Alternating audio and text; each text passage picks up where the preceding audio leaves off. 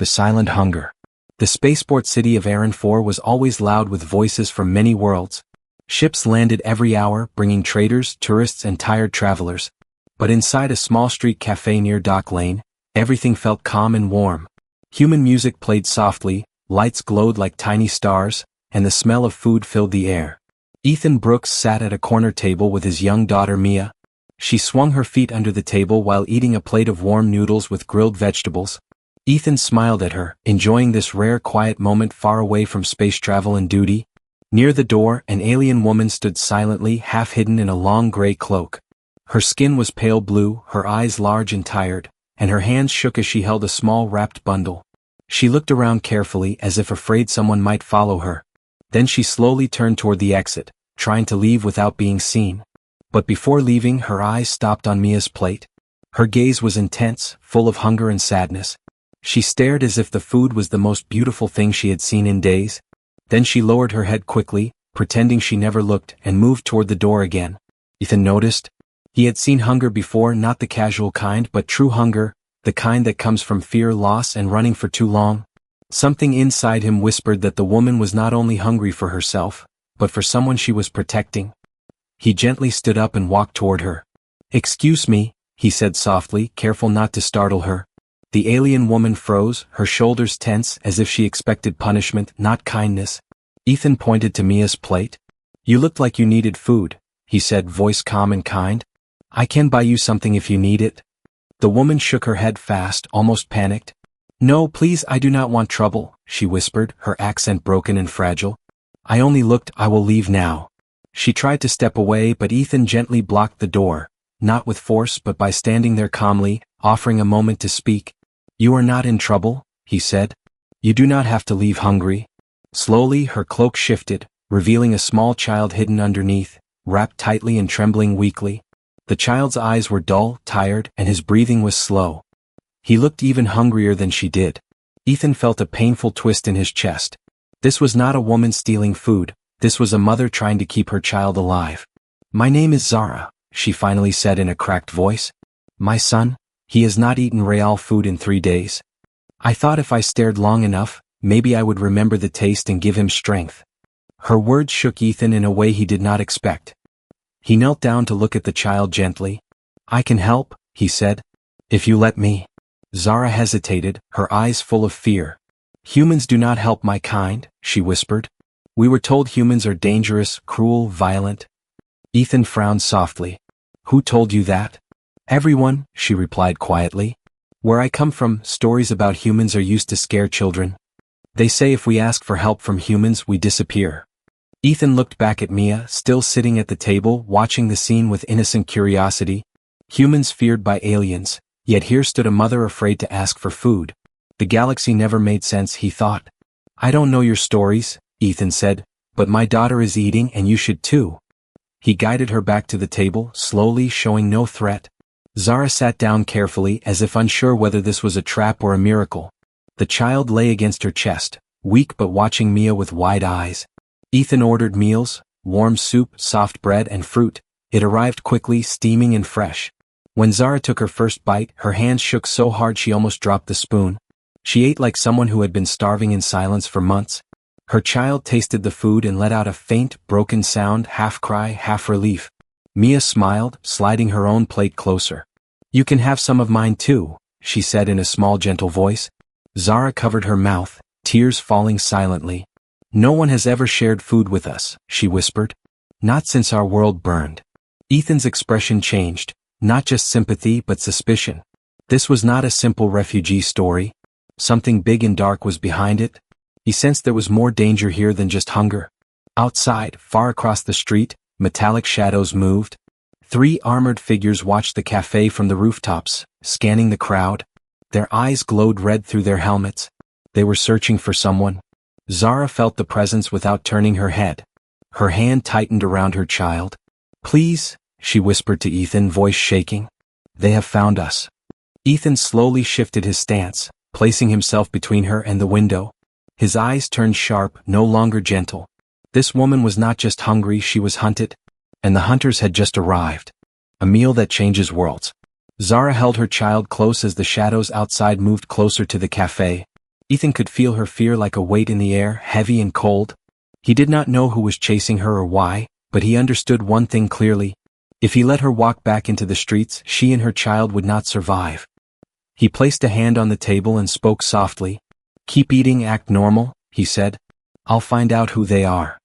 He stood up slowly and walked toward the cafe window, appearing calm, just another traveler watching the crowd. Mia watched him nervously. She could sense her father's change in energy. He was no longer a relaxed parent enjoying a quiet meal. He moved like a man ready for something serious, something hidden beneath his peaceful life. Outside, the armored figures scanned the street with cold precision. Their armor was black with silver marks that looked like burned symbols. They carried pulse rifles on their backs and their boots made no sound. Their eyes glowed with red mechanical light, as if they were more machine than living beings. One of them raised a device and spoke in a low voice. "Target life signatures detected near this location. Mother and juvenile are close. We capture them alive." Ethan frowned. These were not common soldiers. They moved with the discipline of elite hunters. And if they wanted the mother alive, it meant she was valuable, or dangerous. He returned to the table, acting like nothing happened. "They're searching for you," he said quietly. "Tell me why." Zara's hands trembled again. She looked down at her child, then at Ethan, unsure if she should speak. At last she whispered, "We escaped from the Krail Dominion." Ethan had heard the name before. A ruthless empire known for experiments, labor camps, and forced relocation. But they rarely operated on open planets like this one unless something important was involved. "Why would they chase you across worlds?" he asked. Zara took a slow breath, gathering courage to speak a truth she feared. "My son, he is the last of his bloodline," she said. "Our people were wiped out because they refused to join the Dominion army. We were marked as a useless species." She looked up, her eyes filled with pain. "They killed everyone. But they want my son for study. They say his blood may carry something ancient." Ethan felt a cold anger rise in his chest. He had seen empires do terrible things, but hunting a starving mother and child across planets felt beyond cruel. "And why do they fear humans?" he asked. Zara hesitated again, then spoke slowly. "Your kind disappeared from our part of the galaxy long ago. Some say humans were destroyed. Others say humans became monsters." She looked straight into Ethan's eyes as if searching for truth. "My people were taught that humans act kind only to strike later. That humans offer help only when they want to rule." Ethan almost laughed at the irony. He didn't want power, he just wanted to finish lunch with his daughter. But the universe always had other plans. Suddenly, loud metal footsteps echoed outside the cafe door. The hunters were closing in, moving toward the entrance. Zara grabbed her child and stood up, panic rising. "We must run," she whispered. "They will take him." Ethan placed a steady hand on her shoulder. "You won't run alone," he said. "I will help you." Zara stared at him, confused. "You do not know me, you owe me nothing. Why risk your life?" Ethan looked at her child, then at Mia, who clutched her small backpack with wide worried eyes. "Because no child should be hunted," he said simply. "And because humans don't walk away from people who need help." The cafe lights flickered as the door sensors detected movement outside. The hunters raised their weapons, preparing to enter. People inside the cafe froze, customers whispering in fear. The entire room felt like a storm waiting to break. Ethan leaned close to Zara, his voice low, calm, and steady. "When we leave this building, stay behind me. I'm not just a father," he said, eyes narrowing with hidden strength. "And you are not alone anymore." Zara nodded slowly, believing him for the first time. Her son held onto her cloak, weak but hopeful. Outside, metal boots stopped at the door, waiting for the command to breach. Ethan turned to Mia. "Stay close to me," he said. Mia nodded without fear, trusting her father completely. The cafe shutters suddenly locked shut as the attackers hacked the building system. A metallic voice boomed from outside. "Mother and child, surrender immediately. Resistance will result in lethal force." Zara closed her eyes, tears forming. "We cannot fight them," she whispered. Ethan placed his hand on her back, gently guiding her toward the emergency exit. "Maybe not alone," he replied. "But you haven't seen what humans can do." And with that, they slipped through the back door as alarms echoed through the street. The hunters broke in seconds later, but the targets were already gone. A chase across the city had begun. The chase begins. The night air outside the cafe was cold and sharp, filled with the smell of fuel from landing ships and the distant hum of cargo drones. Ethan led Zara and her child through a narrow alley behind the buildings, moving fast but silent. Mia stayed close to his side, holding his sleeve with a tight grip. They did not run, they moved with purpose, like shadows slipping through the cracks of the city. Behind them, alarms echoed as the hunters burst through the cafe entrance. They scanned the room, finding only empty chairs and half-eaten plates. One soldier slammed a fist into a metal table, denting it instantly. They escaped through the rear path, a voice growled. Another soldier activated tracking sensors, scanning for heat and movement. They will not get far, the leader declared. Their footsteps thundered into the alley like metal storms. Ethan glanced back and saw red lights sweeping the walls, searching for them. He knew they had only seconds. Zara whispered softly, "They track by energy signature, we cannot hide long." Ethan nodded. "Then we stop giving them a signal," he said. He led them down a staircase into an old service tunnel beneath the city. The walls were stained with rust and old paint from years before the spaceport expanded. Pipes ran overhead like ancient veins, dripping water and echoing each step. The air felt heavy, silent, secret. Zara held her child close as they moved deeper. Mia looked around, frightened but brave. Ethan finally stopped and turned to Zara. "Tell me everything," he said, voice calm but serious. "If I don't know what we're facing, I can't protect you." Zara hesitated, her breath shaking. Then she spoke, slow and broken. "My people lived on a small moon called Varys. We were peaceful, farmers, healers. We did not want war." Her voice cracked. "But the Krail Dominion wanted soldiers, they wanted bodies, not lives. They came with machines and fire. They took the young ones, killed those who resisted." She held her child tighter. "My son was born different. He carries something in his blood, something ancient. Something the Dominion wants to control." Ethan frowned, sensing the weight of her words. "What is it?" he asked. Zara looked him in the eyes with fear and hope. "They say our first ancestors were touched by a power older than stars. A power that disappeared long ago. Now they think my son might be a way to bring it back." Ethan felt a shiver. He didn't believe in myths easily, but empires did not chase fairy tales. They chased weapons. And a child holding ancient power was exactly the kind of thing galaxies fought over. Footsteps echoed in the tunnel above them, loud and fast. The hunters had found the entrance. Red scanning lights traced along the ceiling, searching the shadows. Zara tensed, ready to run. But Ethan placed a hand on her shoulder again, steady and calm. "We will not run forever," he said. "We need to reach the docks." Zara blinked in confusion. "Why the docks?" Ethan's eyes narrowed with purpose. "Because I can call someone who can help us. Someone powerful." Zara looked at him, confused. "You speak like you have allies. You speak like you are not just a father." Ethan did not answer immediately. He only said, "You will know soon." They continued deeper through the tunnels, turning corners and moving downward past old maintenance shafts. The air became warmer as they reached a hidden service exit near the cargo hangars. The distant echo of ships taking off filled the air like thunder. Mia tugged on her father's jacket. "Daddy, are we going home?" she whispered. Ethan knelt beside her and brushed her hair gently. "Not yet," he said softly. "But I promise you I will keep you safe." Zara watched them, feeling the strange conflict inside her. She had been told humans were dangerous, selfish, untrustworthy. But this human was gentle, strong, protective. He helped without asking for anything. Her beliefs began to crack. Maybe the stories were wrong. Maybe humans were something else entirely. Suddenly, a blast shook the tunnel entrance, sending dust raining from the ceiling. The hunters had breached the underground level. Their mechanical voices echoed through the corridors. "Targets detected, prepare containment." Ethan took a deep breath and looked at Zara. "This is where I stop hiding," he said. He pulled a small silver device from his jacket, shaped like a pendant, glowing faintly with blue energy. Zara stared at it, confused. "What is that?" she asked. Ethan pressed the device, and a holographic interface opened in midair, showing a star map and encrypted channels. His calm voice changed, becoming firm and commanding. "This is Captain Ethan Brooks of the Terran Vanguard. Requesting emergency extraction." Zara stepped back in shock. "You are a commander?" she whispered. "Not just a traveler?" Ethan looked at her with steady eyes. "I am human," he said. "And we do not abandon the innocent." Above them, metal boots pounded closer, ready to strike. But Ethan's message had already been sent. Somewhere beyond the clouds, something powerful heard the call. The hunters cornered them in the tunnel, weapons drawn, red eyes blazing. Zara held her child tight, whispering a final prayer. Ethan stepped forward, unafraid.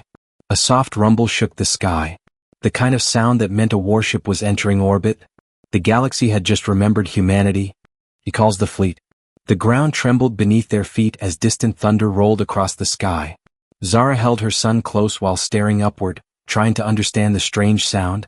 It was not normal thunder, not weather, not something natural.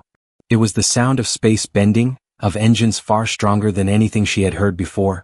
The hunters around them paused, their red visors flickering with sudden alerts. One soldier held a hand to his helmet, listening to a transmission. High-energy warp signature detected, he growled. Source unidentified. The leader stiffened, turning toward Ethan and aiming his rifle. You called someone? He said in a cold mechanical voice. This conflict does not concern your species. Ethan stepped forward, calm but unyielding. You came after a mother and a child, he said. That concerns me. The leader raised his weapon higher. Humans do not interfere in Dominion operations, he replied. Your people vanished long ago. Ethan's eyes narrowed. Maybe your galaxy forgot us, he said. But we did not disappear. Above the city, the clouds split open like torn fabric. A massive ripple of blue light spread across the sky, shaking windows and sending birds scattering. People across the street stopped moving and stared upward in fear and awe. Even Zara, trembling, could not look away. Then the ship appeared.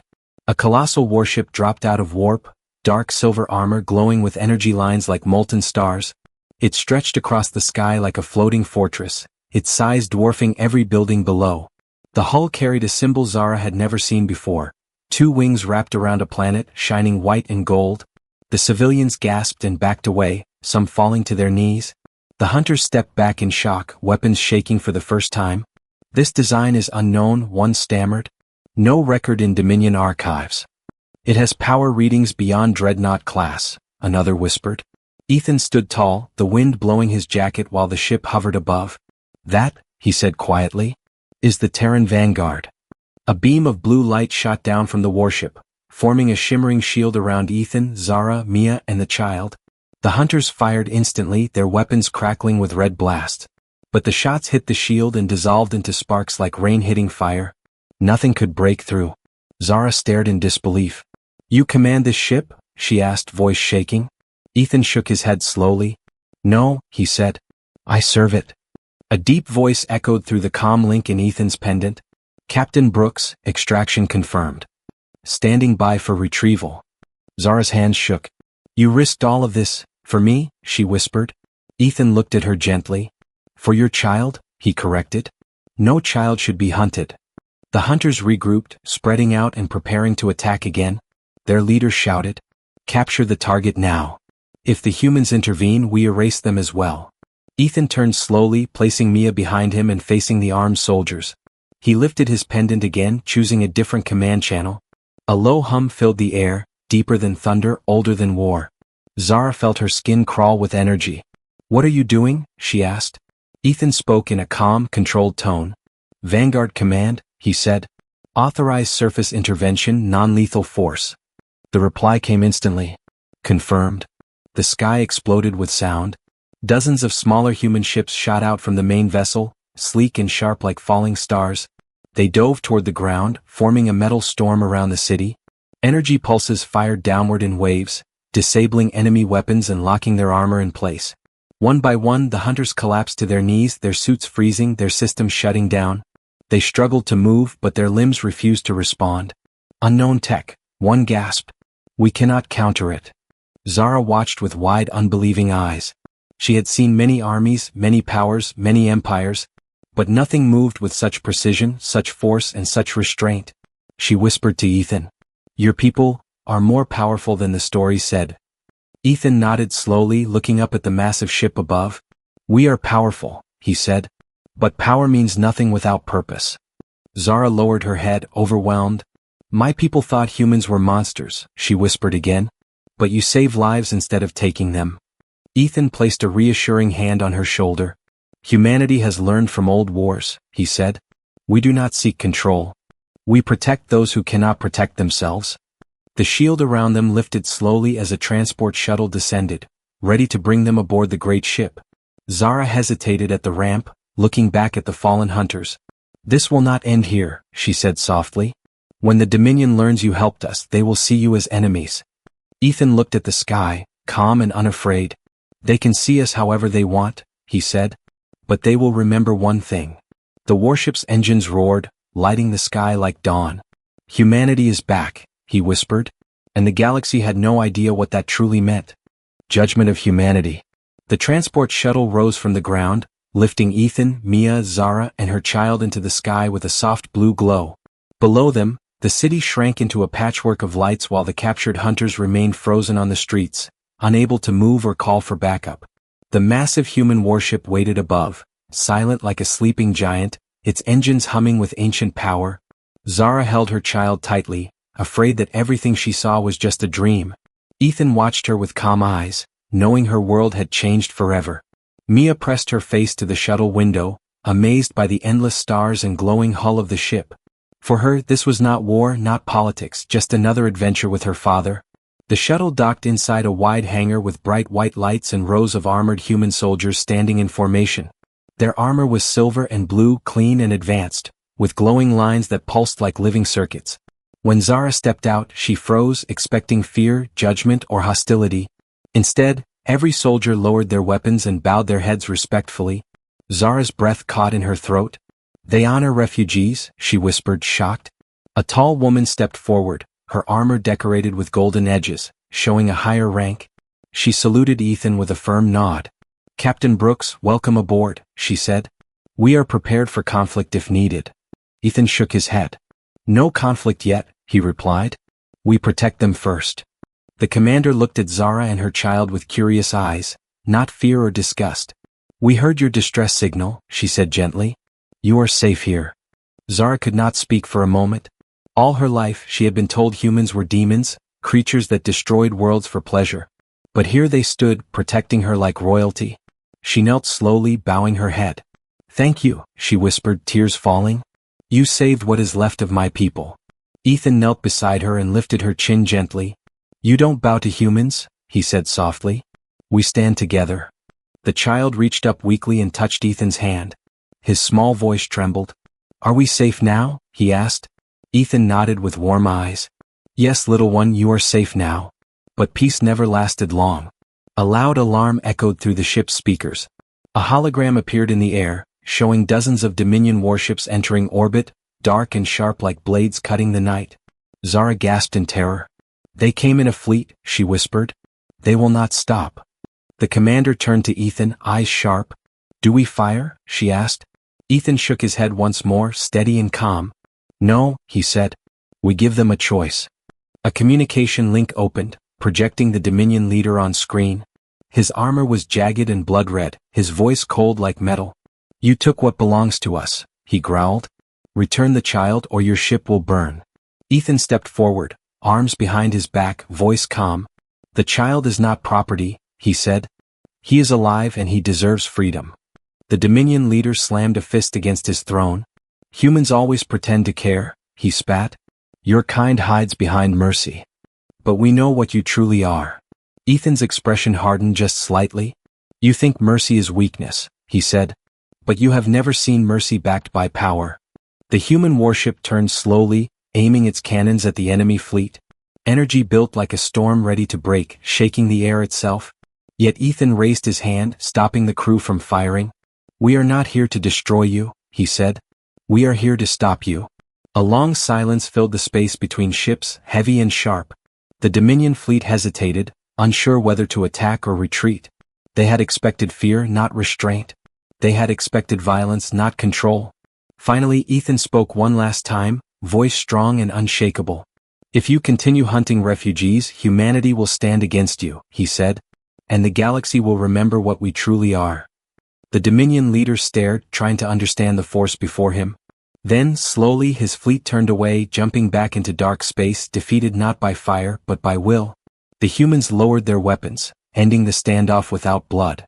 Zara collapsed to her knees, shaking with relief. "You ended a war without fighting," she whispered. "I did not know such power existed." Ethan rested a hand on her shoulder. "Power is easy," he said.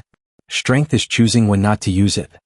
Mia walked up to Zara's child and placed her small plate of fruit into his hands, just like in the cafe.